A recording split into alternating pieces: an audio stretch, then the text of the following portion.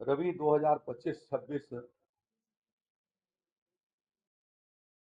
के उत्तर प्रदेश की तैयारी के लिए आज हम लोगों ने प्रारंभिक बैठक यहाँ पर की है और उसके भीतर प्रदेश में रबी का आच्छादन 138,78,000 हेक्टेयर में करने का लक्ष्य रखा गया है।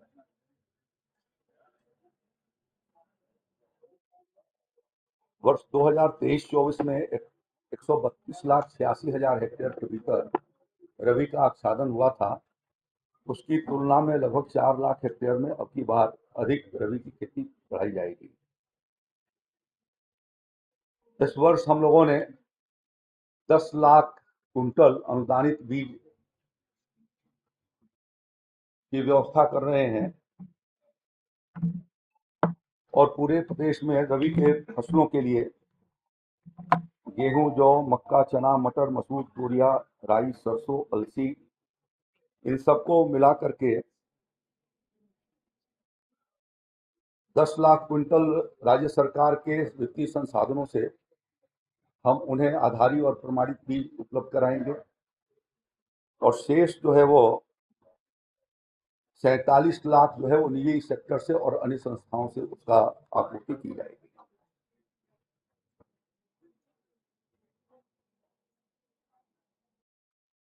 इस साल के योजना में दलहन और तिलहन के खेती के विस्तार की दृष्टि से हम लोगों ने निर्णय किया है कि हम उसके एरिया को बढ़ाएंगे,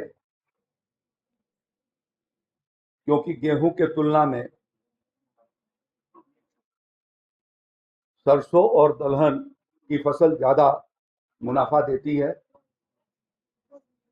लागत भी कम लगता है, उत्पादन भी अच्छा होता है और कीमतें भी अच्छी मिलती हैं। तो किसानों की आमदनी बेहतर हो सके, इस दृष्टि से यह उत्तर प्रदेश कृषि विभाग इसके लिए अभियान चलाएगा। हमारी प्राथमिकताओं में से गन्ना की जो शीतकालीन जो गन्ना लगाई जाती है विंटर सीजन के भीतर, उसके भीतर हम लोग दलहन और तिलहन के इंटर क्रॉपिंग भी करेंगे और यह हमारा प्रयास होगा कि जो किसान गन्ना लगाते हैं उनको हम निःशुल्क दलहन और तिलहन की बीनी किट उपलब्ध कराएं, जिससे मल्टी क्रॉपिंग की ओर हमारे किसान भाई आगे की ओर बढ़ सकें।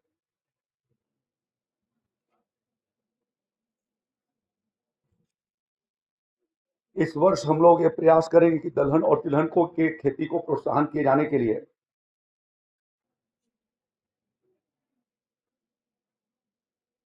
लगभग 12,80,350 मिनी किट किसान भाइयों को निःशुल्क उपलब्ध कराई जाएगी। इसके लिए अभी तोरिया बीज के लिए हम लोगों ने पोर्टल खोल रखा है और जो किसान लगाना चाहेगा वो उस पर आवेदन देगा और आने वाले जितने भी मिनी किट हमारे होंगे, इस 15 सितंबर के पहले हम लोग 10 सितंबर तक अपना पोर्टल खोलेंगे और किसानों से उस पर आवेदन पत्र मांगेंगे। टारगेट के हिसाब से उस जनपद के टारगेट के अनुसार यदि उनका आवेदन आएगा तो हम उसके अनुसार दे देंगे, अन्यथा उसके लिए लॉटरी निकाल करके और किसान भाइयों को वो उपलब्ध कराएंगे।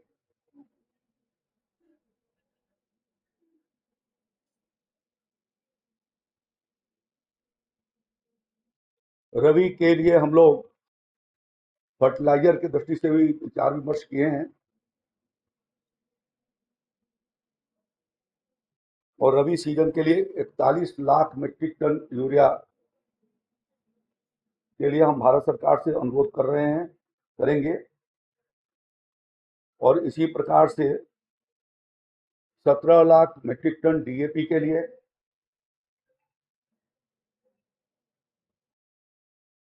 और 7,08,000 मीट्रिक टन एनपी के लिए 1.78 मीट्रिक टन एसएसपी के लिए और 84,000 मीट्रिक टन पोटास के लिए, दो लाख मीट्रिक टन पोटास के लिए हम लोग उनसे डिमांड करेंगे। हम लोगों ने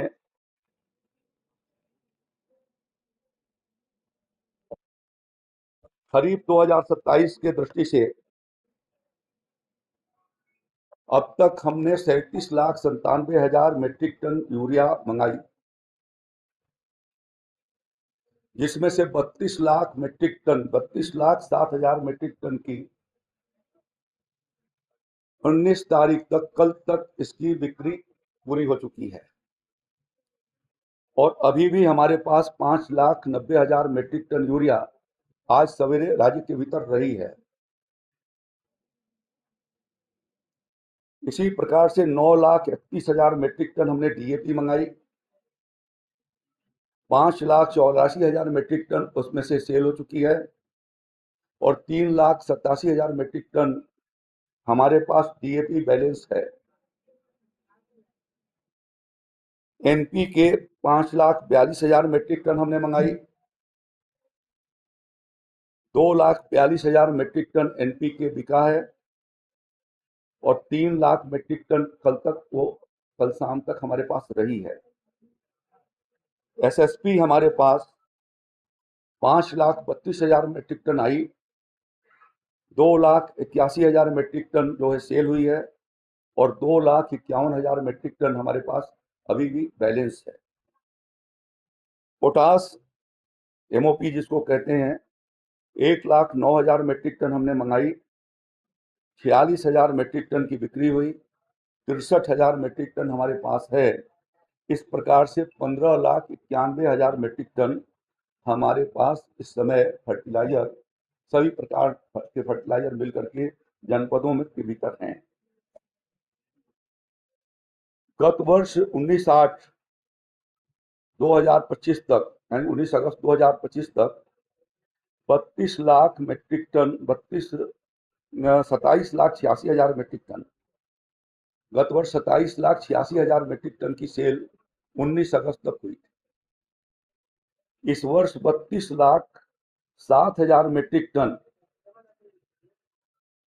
सेल हुई है, जो पिछले बार की तुलना में 4.5 लाख मीट्रिक टन से अधिक है।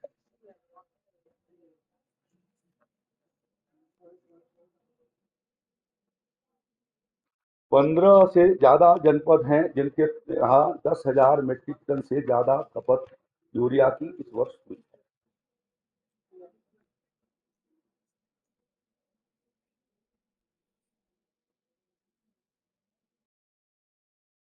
मैंने अभी जब विकसित उत्तर प्रदेश का संकल्प था, उस संकल्प अभियान के भीतर जब मैं देख रहा था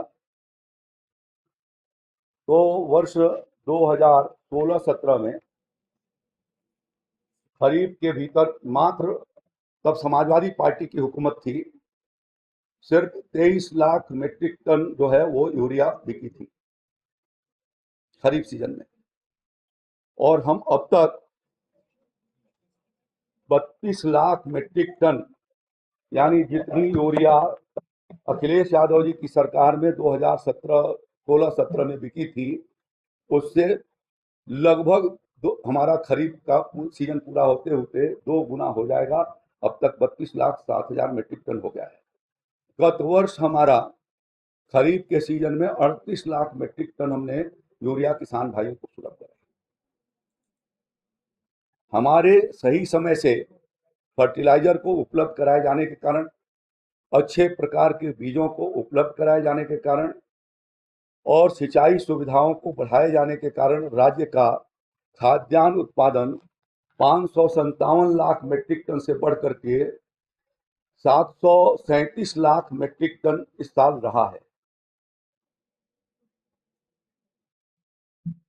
ये योगी आदित्यनाथ जी की सरकार, आदरणीय प्रधानमंत्री नरेंद्र मोदी जी की नीतियों का अनुपालन करते हुए उन सारी योजनाओं को, हमारी कोशिश होती है कि 100% हम उत्तर प्रदेश में उतारें और उसके परिणाम स्वरूप 200 लाख मीट्रिक टन के करीब हमारा खाद्यान्न उत्पादन राज्य का बढ़ा है। इसी तरीके से गन्ना का भी उत्पादन बढ़ा है, वो अलग है। और उत्तर प्रदेश की जो जीएसबीए थी, जो किसानों का जितना पैदावार था 2 लाख करोड़ रुपए से बढ़ करके और वो 7 लाख करोड़ रुपए के करीब पहुंच गई है।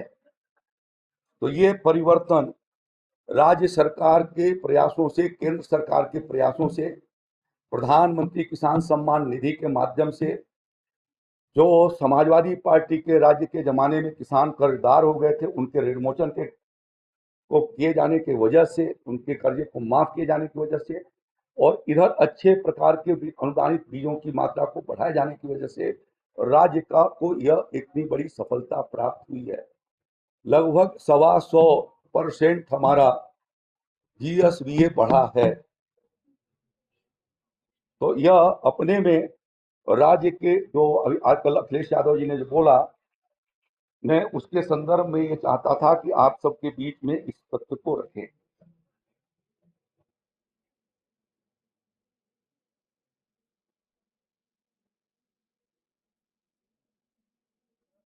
यूरिया पर भारत सरकार, आदरणीय प्रधानमंत्री नरेंद्र मोदी ने 2014-15 में सरकार बनने के बाद यूरिया के और डीएपी के कीमतों में कोई बढ़ोतरी नहीं करी। यद्यपि इसका रॉ मटेरियल डीएपी हो, एनपीके हो, यूरिया हो, यह सब इंपोर्ट किया जाता है। हमारे देश के पास उसके रॉ मटेरियल नहीं है। बावजूद उसके, वहां बढ़ी हुई कीमतों के बावजूद भी मोदी जी की सरकार ने इस पर लगभग 2 लाख करोड़ रुपए से ऊपर का वो सब्सिडी दे रही है, जिसकी वजह से देश के किसानों को और उत्तर प्रदेश के किसानों को भी सस्ता यूरिया, डीएपी, एनपीके मिल रही है। एक बोरी यूरिया पर, जिसकी कीमत 266 रुपया 50 पैसा है, जो अपने यहाँ बन रही है, रॉ मटेरियल बाहर से आता है लेकिन बनती अपने यहाँ है। उत्तर प्रदेश में अभी जीवारल कंपनी मोदी जी के प्रयासों से 30 साल के बाद प्रारंभ हुई। बगल में अमेठी के भीतर एक है, जिसकी एक यूनिट बंद है पिछले 1 महीने से, बावजूद उसके हम आपूर्ति को बना करके रखे हुए हैं। आंवला के भीतर इफ्को की और फूलपुर के भीतर उनकी यूनिट है। तो जो यहाँ बनाते हैं उनके ऊपर लगभग 1300 रुपए की सब्सिडी पर बैठ जाती है, और जो बाहर से आता है उसके ऊपर 1908 रुपए की सब्सिडी जाती है, और सरकार उसको 266 रुपए में देती है। यदि ये सब्सिडी खत्म कर दें तो यह 2100 से 2200 रुपए में यूरिया की कीमत। डीएपी के ऊपर सब्सिडी 1350 रुपए में एक बैग उपलब्ध कराई जाती है। 1389 रुपए उस पर सब्सिडी दी जा रही है, 1390 रुपया समझ लीजिए, 1389 रुपये 95 पैसे।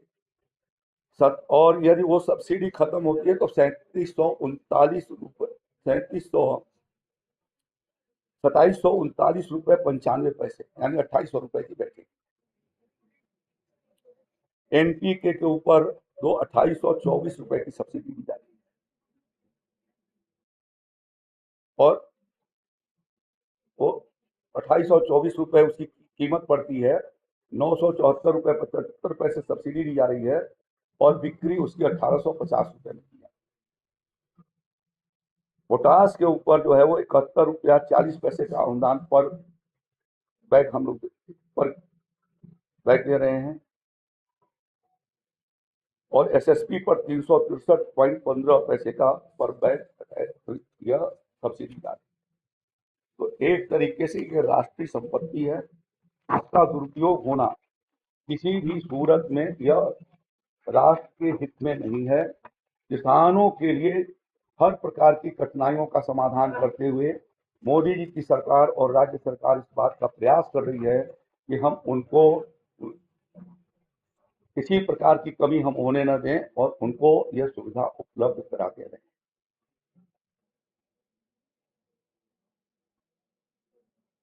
इस साल इन परिस्थितियों को देखते हुए लगातार मई महीने से ही राज्य सरकार सक्रिय है। शासन और प्रशासन इस पर ध्यान रखा हुआ है। हम लोगों ने अब तक 1196 फुटकर विक्रेताओं के लाइसेंस निरस्त किए। जहां पर ये कमियां पाई गई या वो हाई प्राइस किए हुए थे या टैगिंग कर रहे थे, ऐसे लोगों के खिलाफ कार्रवाई हुई है। 1196 लोगों के लाइसेंस निरस्त हुए हैं। 132 थोक विक्रेताओं के खिलाफ हमने नोटिस जारी किया है, जिसमें से 13 को निलंबित किया गया है, 4 उसको निरस्त किए, 4 के लाइसेंस निरस्त हुए हैं, जो डिस्ट्रीब्यूटर्स हैं उनको। और प्रदेश के भीतर की सभी कंपनियों को बुला करके ये चेता दिया गया था पिछले ही महीने कि यदि आप सामान उनके साथ जबरदस्ती आप डिस्ट्रीब्यूटर को और या फुटकर विक्रेता को लगाते हो और वो टैग करेगा तो आपके खिलाफ भी कार्रवाई करेंगे। 93 लोगों के खिलाफ हम लोगों ने FIR दर्ज किया है, 93 के खिलाफ। पिछले दिनों हरदोई के दौरे पर जब मैं गया था, वहां कमियां पाई गई थी, तो वहां के सीतापुर के जिला कृषि अधिकारी मंजीत सिंह को सस्पेंड किया गया, मंजीत कुमार सिंह को। प्रकाश ये बलरामपुर के जिला कृषि अधिकारी फर्टिलाइजर की अनियमितता में श्री प्रकाश चंद्र विश्वकर्मा को निलंबित किया गया है। और आज श्रावस्ती के जिला कृषि अधिकारी अशोक प्रसाद मिश्रा को निलंबित किया जा रहा है। मेसर्स रविंद्र कुमार खाद भंडार सिरसिया बाजार, जो थोक लाइसेंसी भी है और फुटकर लाइसेंसी है, इनके पास स्टॉक से 2381 बोरी यूरिया अधिक पाई गई। वॉश मशीन पर जितना उठा था उससे ज्यादा पाई गई थी और 334 बोरी NPK की मिली थी। इस नाते इनकी जांच की गई और जांच करने के बाद इनको निलंबित किया जाता है और इनके जांच अधिकारी के रूप में अखिलेश कुमार सिंह, जो हमारे AD ब्यूरो हैं, उनको नामित किया जाता है।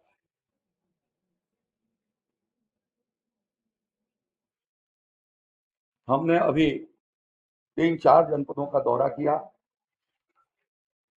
देवरिया, कुशीनगर, महाराजगंज और सिद्धार्थनगर। सिद्धार्थनगर के भीतर अभी हम लोग 2 महीना पहले मैं और हमारे प्रमुख सचिव साहब हम लोग जाकर के भारत सरकार से मिले थे और उनसे ये रिक्वेस्ट किया था कि कुछ एक्सेस पोर्टल को सुधार किया जाए और पोर्टल में व्यवस्था बनाई जाए। और उसमें ये कहा था कि जो फ्रीक्वेंट सेलर बायर हैं और जो निर्धारित मात्रा से ज़्यादा उठा रहे हैं, उनकी जानकारी पोर्टल पर यदि उपलब्ध हो जाए तो हम फिर आगे उसके बारे में कार्रवाई करेंगे। अभी जब मैं महाराजगंज जिले के दौरे पर था, परसों नरसों था मैं, तो वहां पर उस पोर्टल से चार्ट निकाले गए और निकालने के पश्चात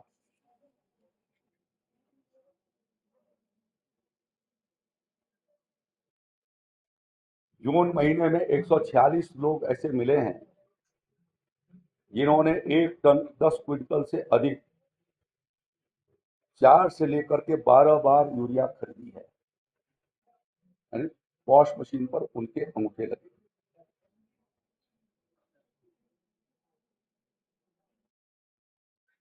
एक चंद्रेश ग्राम दोगहरा के मिले जिन्होंने 12 बार में 16 कुंटल यूरिया खरीदी।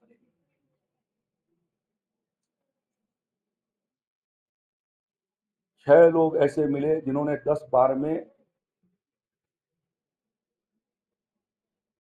1.5 मेट्रिक टन से ज्यादा यूरिया खरीदी है। इन सब लोगों की पहचान कराई जा रही है, इनके जोत के साथ कि उनका जोत उनके अनुरूप है कि नहीं, जितना फर्टिलाइजर उन्होंने लिया है, और जिन लाइसेंसियों ने इनको बेचा है उन सबको इस बात के लिए नोटिस दी गई है कि एक आदमी को फ्रिक्वेंट कितनी बार कैसे यूरिया मिला।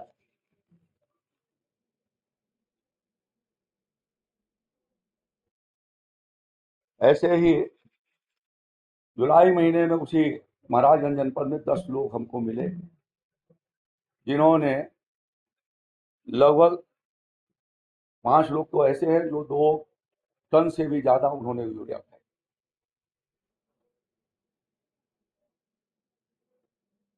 उसमें 15 से 20 बार उठाने वाले लोग हैं। ऐसे सब लोगों की पहचान, 10 लोगों की मैंने वहां के जिला प्रशासन को नाम दिया है, जिन्होंने 1.87 मेट्रिक टन तक उठाई है कि इन 10 के का पहले पहचान करिए और उनके जोत से इनको टैली करिए और उसके बाद उनके खिलाफ कार्रवाई प्रारंभ करिए, लाइसेंसी के खिलाफ भी और उनके जो लिए हैं यदि उनके उनके खिलाफ। इसी तरीके से सिद्धार्थनगर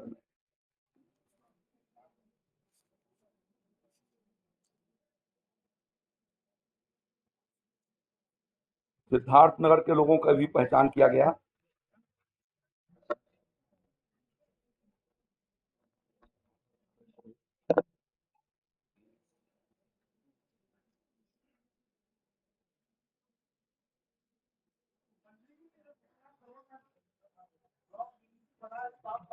मैं बता रहा हूं, अभी आगे, पहले इसको बता देता हूं। एक मिनट।